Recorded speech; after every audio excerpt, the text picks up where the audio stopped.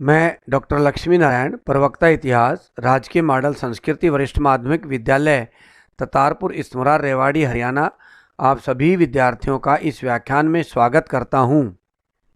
आज के अपने अध्याय का नाम है राजा, किसान और नगर, आरंभिक राज्य और अर्थव्यवस्थाएं।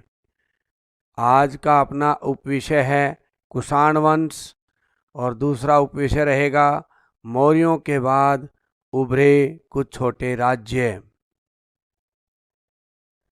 भारत पर आक्रमण करने वाले सभी विदेशी आक्रमणकारियों में से अधिक महानता रखने वाले कुषाण थे। कुषाण, प्यारे विद्यार्थियों, यूची जाति से संबंध रखते थे। ये चीन की उत्तरी पश्चिमी सीमा पर रहते थे। वहाँ से ये हुणों द्वारा धकेल दिए गए और 5 शाखाओं में विभाजित हो गए। एक शाखा भारत की ओर आ गई और भारत में इन कुषाणों ने विशाल साम्राज्य की नींव रखी। यह साम्राज्य 40 ईस्वी से 200 ईस्वी तक रहा।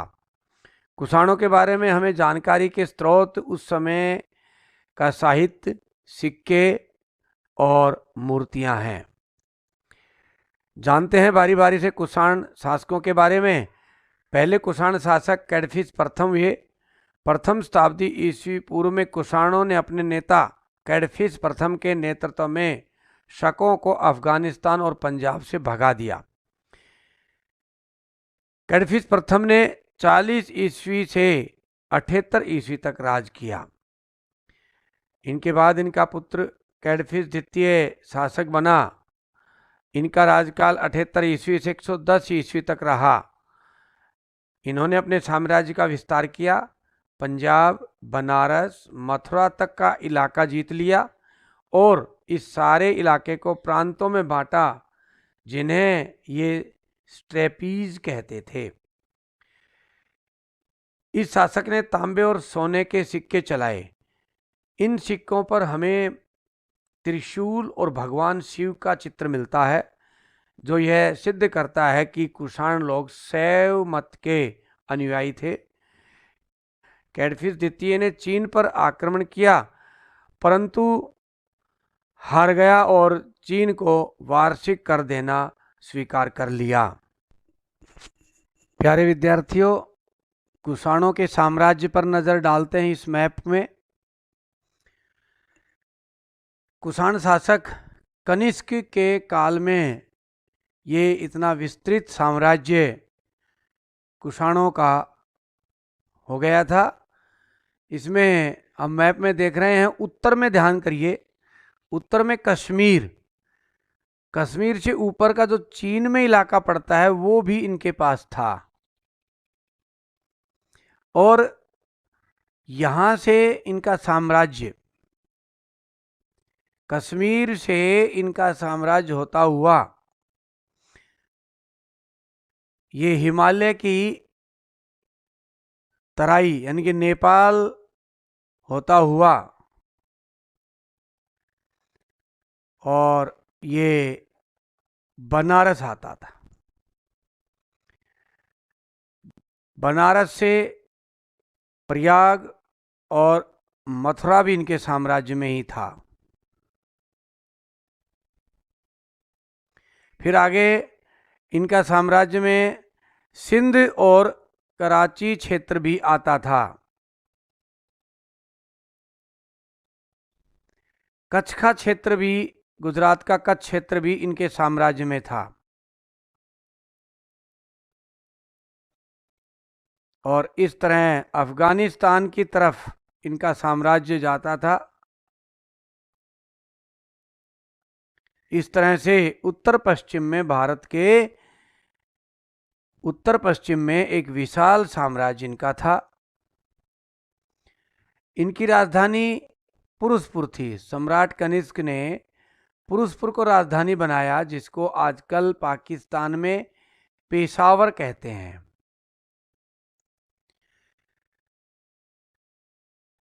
इस तरह इनका साम्राज्य उत्तर पश्चिम, सुदूर उत्तर पश्चिम में खोतान से लेकर और इधर बनारस तक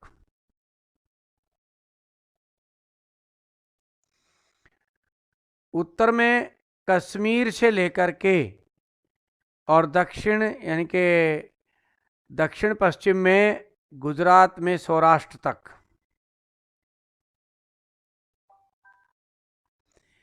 ये विशाल साम्राज्य कुषाणों का प्यारे विद्यार्थियों हमने इस मैप में देखा। इन्होंने चीन पर भी आक्रमण किया था, वो इस क्षेत्र से, इधर से, यानी कि चीन की तरफ इनकी सीमाएं लगती थी कश्मीर से ऊपर से। तो कैडफिस द्वितीय ने और सम्राट कनिष्क ने चीन पर आक्रमण किया था, जो आगे हम पढ़ेंगे, वो इस रास्ते से किया था। प्यारे विद्यार्थियों, अब कुषाण कालीन सिक्कों पर नजर डालते हैं। भारत में सबसे पहले सोने के सिक्के कुषाणों ने चलाए। कनिष्क के पिता कुजुल कड़फिस के समय के भी सिक्के हमें मिलते हैं। ये सिक्के हैं, ये कुजुल कड़फिस के समय के सिक्के हैं। इसके अलावा हमें कनिष्क के समय के भी सिक्के मिलते हैं। अब इन सिक्कों में हम दो बात देखते हैं। एक सिक्के में सम्राट कनिष्क खड़े हैं, एक सिक्के में ये सम्राट कनिष्क का सिक्का है, ये उनका चित्र है। इन दो सिक्कों की तुलना करें हम पहले। प्यारे विद्यार्थियों, इस सिक्के में भगवान शिव और नंदी की मूर्ति है। भगवान शिव खड़े हैं और नंदी खड़ा है उनका। ऊपर वाले सिक्के में बुद्ध की रूप में कनिष्क का चित्र है, यानी कि कनिष्क ने बाद में बौद्ध धर्म अपना लिया था। आरंभ में उनके सिक्के इस तरह से भगवान शिव के मिलते हैं, तो इनके पूर्वज और कनिष्क भी पहले शैव मत के अनुयायी थे। बाद में सम्राट कनिष्क ने बौद्ध धर्म अपनाया। तो इन सिक्कों से भी हमें इस बात की जानकारी मिलती है।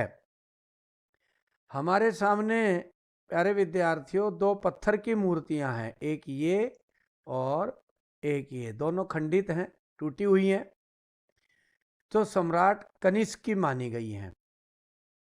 साथ में ये सोने का सिक्का है, ये भी सम्राट कनिष्क का है।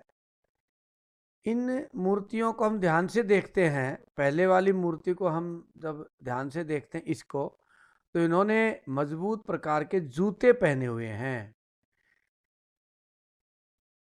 साथ में ही हथियार है इनके हाथ में। इस सिक्के में घोड़े के साथ हैं। इससे ये इतिहासकारों का अनुमान है कि सबसे पहले पगड़ी और चमड़े के जूते सैनिकों को कुषाण काल में पहनने को दिए गए, यानी कि इनकी ड्रेस का हिस्सा बने। और घोड़ों का भी अधिक मात्रा में प्रयोग कुषाण काल में ही माना जाता है। प्यारे विद्यार्थियों, सम्राट कनिष्क के बारे में विस्तार से पढ़ते हैं। सम्राट कनिष्क का शासनकाल 120 ईस्वी से 162 ईस्वी तक माना जाता है। कुछ इतिहासकार कहते हैं कि उनका राजकाल 78 ईस्वी से 102 ईस्वी तक रहा। ऐसा इसलिए मानते हैं कि कनिष्क ने 78 ईस्वी में शक संवत चलाया, जिसे भारत सरकार भी आज मानती है। कनिष्क ने कश्मीर, मगध, बंगाल, सिंध, उज्जैन और मालवा क्षेत्र को जीता, जैसा कि हमने पीछे मैप में देखा था। सेना में पगड़ी और चमड़े के जूते और घोड़ों का प्रयोग कुषाण काल में ही माना जाता है। कनिष्क की प्रमुख विजय एक चीन की विजय मानी जाती है। कहते हैं कि कनिष्क के पिता कैडफिस चीन के शासक से हार गए थे और उनको कर देना स्वीकार किया था। कनिष्क ने अपने एक दूत को चीन के शासक होती के पास भेजा और ये संदेश भिजवाया कि अपनी पुत्री का विवाह कनिष्क के साथ कर दे। सम्राट होती को बड़ा गुस्सा आया और उसने दूत को जेल में डाल दिया। सम्राट कनिष्क ने 70,000 की विशाल सेना के साथ अपने सेनापति सी को युद्ध के लिए भेजा और सी युद्ध में हार गया, क्योंकि चीन का सेनापति पांचाओ बहुत ही ताकतवर सेनापति था। कनिष्क हार नहीं मानने वाला था। उसने दोबारा मजबूत सेना तैयार की और फिर दोबारा चीन पर आक्रमण किया। इस बार वहां का सेनापति पांचाओ मर चुका था और उनकी जगह उनका पुत्र पांचियांग सेनापति था और कनिष्क युद्ध जीत गया और टैक्स देना बंद कर दिया। इसी के साथ कनिष्क ने चीन के शासक से कासगर, यारकंद और खोतान ये 3 क्षेत्र अपने साम्राज्य में मिला लिए। ये भारत के उत्तर और पश्चिम क्षेत्र का इलाका था। प्यारे विद्यार्थियों, कनिष्क एक साहित्य प्रेमी व्यक्ति भी था। उसके दरबार में अनेकों विद्वान रहते थे। जब कनिष्क ने मगध पर आक्रमण किया था, उस समय वहां से अश्वघोष नामक विद्वान को लेकर आया था। इस विद्वान ने महात्मा बुद्ध पर अनेक ग्रंथ लिखे। प्रमुख ग्रंथ बुद्ध चरित्र, सौदारनंद और सारीपुत्र प्रकरण। इन्हीं के प्रभाव में आकर कनिष्क ने बौद्ध धर्म ग्रहण कर लिया था। उनके दरबार में एक विद्वान नागार्जुन भी रहते थे, बौद्ध विद्वान थे। इन्होंने माध्यमिक सूत्र लिखा। उनके दरबार की शोभा वसुमित्र भी बढ़ाते थे, जिन्होंने महाविभास लिखा। प्रमुख वैद्य और शल्य चिकित्सक चरक भी उनके दरबार में रहते थे। कनिष्क बहुत कला प्रेमी भी थे। उनके समय के अनेक स्तूप और विहारों को आज हम देखते हैं।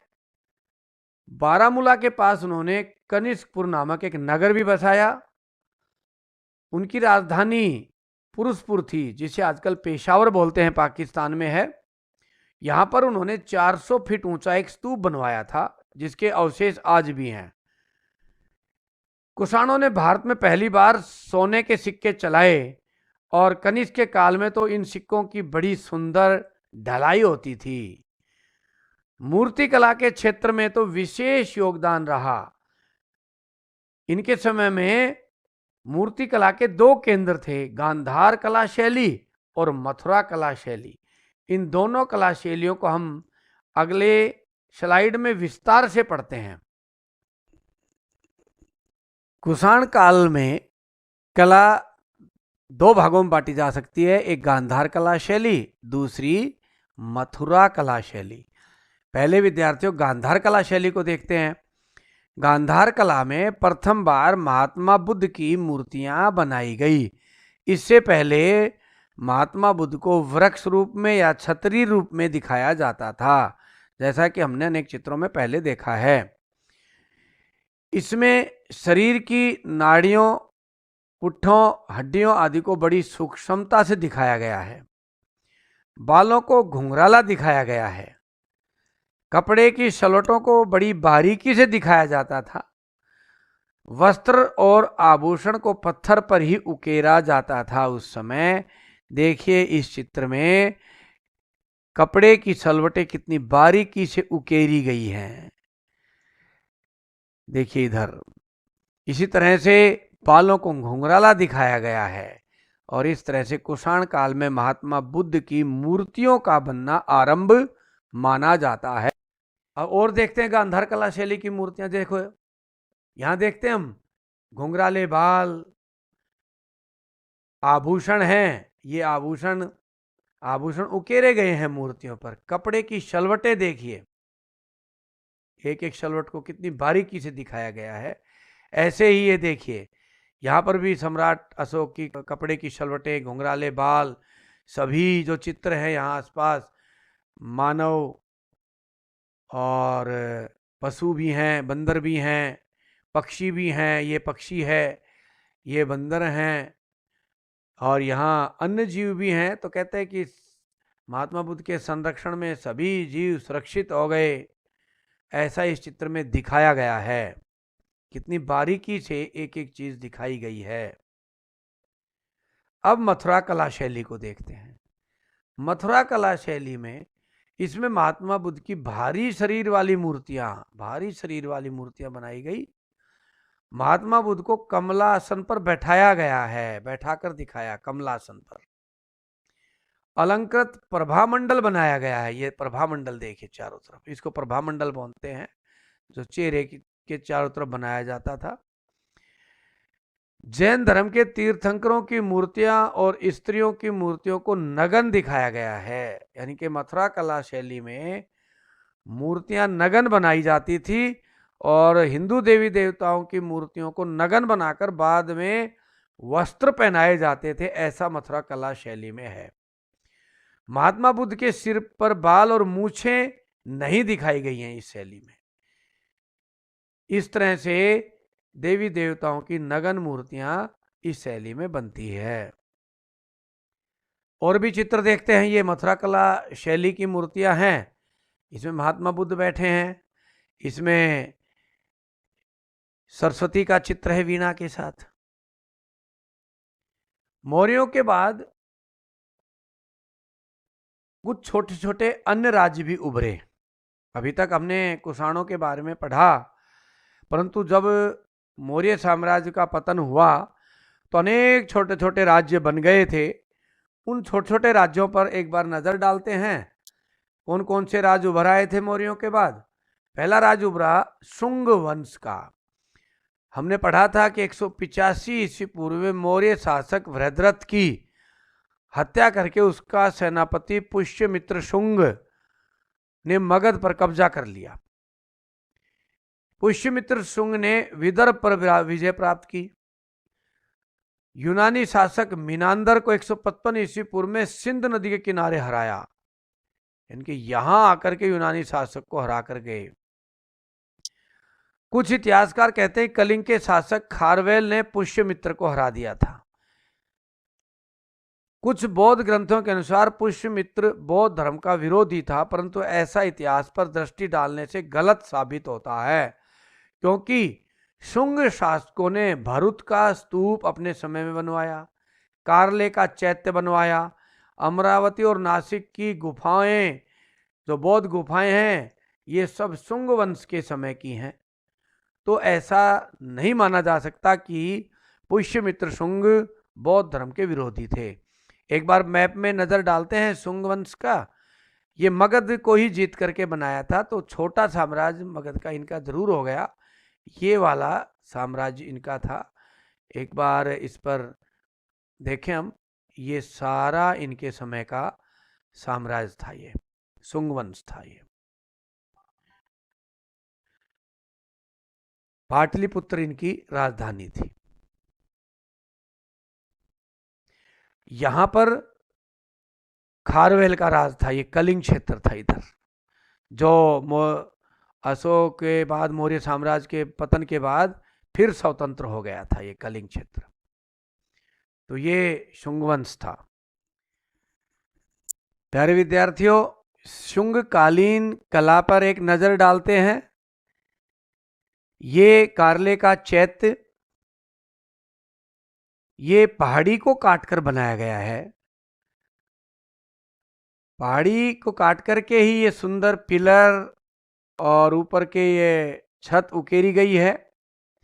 सामने चैत्य का जो नमूना महात्मा बुद्ध का छतरी का ये बनाया गया है, सब पत्थरों को काटकर उकेरे गए हैं। साथ में ये भरुच का स्तूप है। ये भी उस समय की कला का बहुत ही सुंदर और अद्भुत नमूना है। ये दोनों बौद्ध कालीन कला के नमूने हैं। अब अगला वंश देखते हैं, कौव्य वंश। प्यारे विद्यार्थियों, 73 ईस्वी में वासुदेव ने शुंग वंश के अंतिम शासक देवभूति की हत्या कर दी और मगध में कौव्य वंश की स्थापना की। यह वंश ज्यादा लंबे समय तक राज नहीं कर पाया। इसने कुल 45 वर्ष शासन किया और 4 प्रमुख राजा हुए, वासुदेव, भूमिमित्र, नारायण और सुशर्मन। इन 4 शासकों ने राज किया। ये राजा सनातन परंपरा के थे, अर्थात हिंदू थे। 28 ईस्वी पूर्व में इसके अंतिम शासक सुशर्मन की सातवाहन शासक सिमुक ने हत्या कर दी और इस वंश का अंत कर दिया, और इस तरह से कव्य वंश का अंत हो गया, जो थोड़े समय तक ही रहा। ये कव्य वंश का साम्राज्य हम देख रहे हैं, छोटा सा था, मगध के चारों तरफ था, थोड़ी सी दूरी में। अब अगला वंश पढ़ते हैं, चेदी वंश। मौर्यों के पतन के बाद कलिंग क्षेत्र ने अपनी स्वतंत्रता की घोषणा कर दी। हमने पढ़ा था कलिंग के युद्ध में सम्राट अशोक ने कलिंग को अपने साम्राज्य में मिला लिया था, परंतु उत्तराधिकारी कमजोर होने के कारण ये कलिंग फिर आजाद हो गया। यहां चेदी वंश ने राज किया, जिन्हें चेत भी कहते थे। उदयगिरी की पहाड़ियों में हाथी गुफा अभिलेख मिले हैं, ये देखो बराबर में। ये उदयगिरी की पहाड़ियों को काट करके एक गुफा बनाई है, जिसको हाथी गुफा अभिलेख गुफा कहा जाता है। खारवेल के शासन के 13वें वर्ष तक की जानकारी इस गुफा के अभिलेखों से प्राप्त होती है। इस वंश में सबसे ताकतवर शासक खारवेल हुआ, जिसने कृष्णा नदी तक साम्राज्य की विस्तार किया।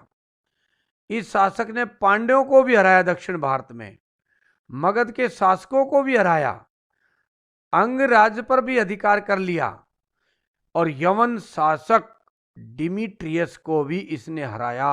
यानी कि एक मजबूत शासक खारवेल रहा कलिंग का।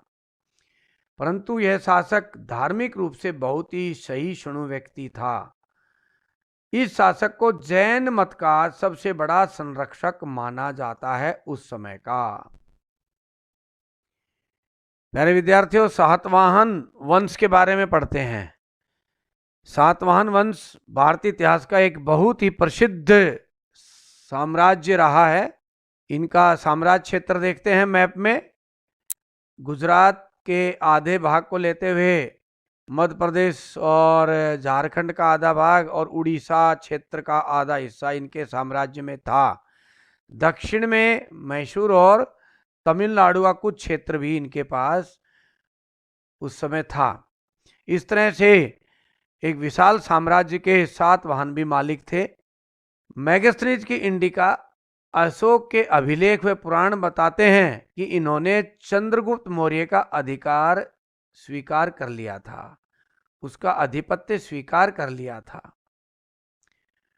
मौर्यों के पतन के बाद आंध्र प्रदेश में 7 वाहनों ने अपनी स्वतंत्रता की घोषणा कर दी। इस तरह से इस क्षेत्र में इन्होंने पहले स्वतंत्रता की घोषणा की।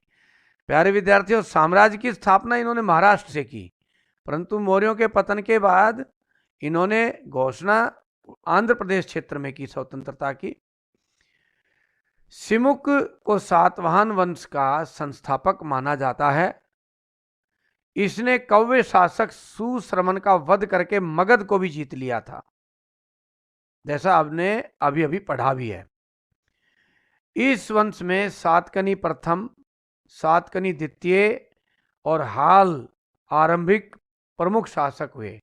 हाल ने गाथा सप्तशती नामक एक काव्य भी लिखा। गौतमी पुत्र सतकर्णी, वशिष्ठी पुत्र पुलमावी भी प्रसिद्ध शासक हुए, जिनके समय में प्रतिष्ठान राजधानी रही, इसको पैठान कहा जाता है। यज्ञ श्री सातकर्णी एक शासक, अंतिम शासक हुए, जो बड़े कमजोर थे, और उनके समय में इस वंश का पतन हो गया। इस तरह से हमने 7 वाहनों का एक विशाल साम्राज्य प्यारे विद्यार्थियों देखा। प्यारे विद्यार्थियों, हमने कुषाण काल और अनेक छोटे छोटे राज्यों के बारे में पढ़ा। अब कुछ अभ्यास के प्रश्न जो आप अपनी नोटबुक में लिखेंगे। कुषाण कौन थे, इसके प्रमुख शासकों का वर्णन करें। कुषाण कालीन मूर्तिकला पर प्रकाश डालिए, अथवा गांधार कला शैली और मथुरा शैली का वर्णन करें, शुंग वंश का वर्णन करें, कव्य वंश का वर्णन करें, खारवेल कौन था उसके कार्यों पर प्रकाश डालिए, सातवाहन कौन थे। आज के इस अध्याय के लिए आप सभी का बहुत बहुत धन्यवाद।